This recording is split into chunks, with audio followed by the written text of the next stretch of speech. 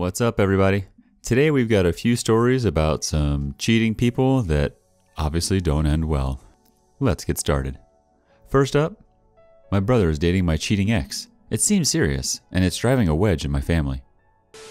My ex and I dated for 4 years. We broke up in 2017 after she cheated on me multiple times and tried to keep it a secret. Good news was that I had my full family support. I cut her off and life was fine. Fast forward to June of this year, and I get dropped with a bombshell from my brother, 2 years younger, that he's now seeing my ex. They ran into each other at a bar and supposedly hit it off and went from there. Apparently she's a totally new person now or something, and my brother wants me to try and be understanding. Luckily for me, I don't live in the same state anymore, so I haven't been forced with making a decision on seeing them. However, my parents called the other day and asked about my holiday plans at the end of the year. They said my brother and my ex, his girlfriend, will be invited to Thanksgiving and Christmas if they want to come. I absolutely won't stand for it and don't want to see her, and now my family is upset at me. Am I completely insane? I considered posting it in other subreddits, but they seem like cesspools. Thanks guys, I'm losing my mind here. Update. First off, I want to thank all of you who responded in the original thread. It motivated me to have a long and uncomfortable conversation with my family last night. I'm going to try my best to summarize the details and feelings of my family as I decide what to do from here. Brother. So we did a bit of a deep dive into the relationship. Essentially, they met at a bar at the beginning of the year. She sought him out and recognized him and approached him. She said she had wanted to apologize to me for the longest time, but I was not close with her, so it didn't work. She basically apologized to me through my brother, but he didn't really want to get in the middle. For some unknown reason, they kept talking and catching up, and I guess they just instantly hit it off. Supposedly, she's been going to therapy and hates who she was then and the things she did. So they exchanged numbers and it all went from there. He keeps trying to tell me that I would think she's a different person if I gave her a chance. Still, have no desire to do so. I asked if I ever get brought up, and supposedly they don't talk about it much because she's ashamed of who she was then. Again, this is all from his perspective, so who knows what's real and what's rose-colored. We basically ended with him saying he's happy and he's sorry for how position this puts me in, but to just try and give them a shot. Mom. For context, my mother is a very religious person, but in my opinion, she represents the best of religion. She's kind, generous, thoughtful, and all that good stuff. But she's also very forgiving, and I think that's where the issue is here. This was the hardest conversation. She admitted she had reservations, but searched within herself to try and find forgiveness if it was meant to be. So she was willing to give it a shot, and she's been happy with the two of them. It seems like they're doing all the right things in her eyes to earn that forgiveness. She started crying, which eats me up, and talked about not wanting to see her family torn up and to try and see if I can find it within myself to give this a shot. She said if I couldn't, that I'd always be her son and a lot of other motherly stuff that hit me in the gut. I felt like after, but I had to talk to my dad, so I powered through. Dad. He's kind of always been in the if mom's happy then I'm happy type of mindset. Not much really has changed. He said he knows it's a tough situation, but to see if I can find a way to give it a shot. Luckily, he said if it isn't something I can do, then we can do something separate for my brother and his girlfriend for the holidays. My mom has heard about the idea, but he said he'd get her to come around to make sure they get to see both of their sons in some way. So while it was nice to talk and learn more, I still feel stuck in this situation. I don't mind going back home and doing something separate, but not sure if we can dance around the elephant in the room. I told them I'd think about my decision and let them know in a couple weeks. Hope this helps, and if you have more ideas, I'll take them. Thanks, guys. Man, sorry, OP. This whole story sounds just awful and awkward. Not only are you being put in a difficult position as their son, but you're also being asked to ignore that your brother is with a cheater. And as for your parents, it sounds more like they have 2 sons and just want them around for the holidays, preferably all together, but willing to be the 2 Christmas kids to their son's role as divorced. Of course, coping takes a lot more than a little revenge and some jokes. But if you want a laugh during the holidays, just make it super awkward for your bro and ex as you wonder aloud if she tastes any difference in the Yule log, or ramble about the proper way of stuffing a turkey. Good luck, man. Next up, I found out at 2 a.m. New Year's Day that my wife was having an affair. She kept going for another 8 months. Male, 28. I had my first girlfriend when I was 21. She was the first person I slept with, too. I loved her. We got engaged and married and moved in together over a 6.5-year relationship.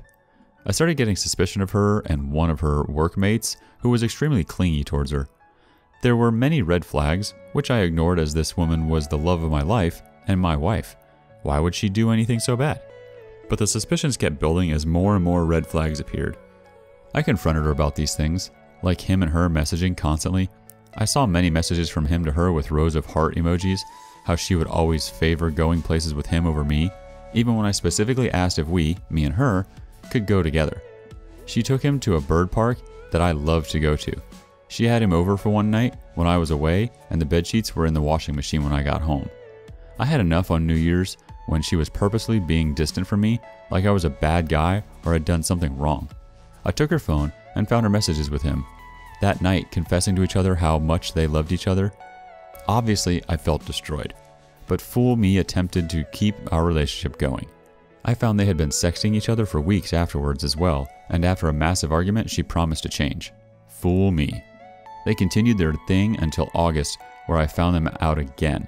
Before then, there had been instances where she was purposely distant to me, and lo and behold, it was because she was doing things with him. Suspicion crept up again as she went to the gym 3 to 4 times a week, but only had one gym wear in the wash by the end of it. She never was tired or did her fitness change. I demanded a divorce when I found out that she had named a star after him for his birthday, which was just a week or so before mine, as I had enough. She lied to friends and family about what had happened, stating that we were just getting distant and wanted different things. I retaliate with throwing everything on the Facebook post, including her confessions for the other guy, the naming the star purchase, photos of them out on trips which I had no clue of. I will admit, not my best moment, probably not fair either. After the divorce, I said I never wanted to hear or speak to her again.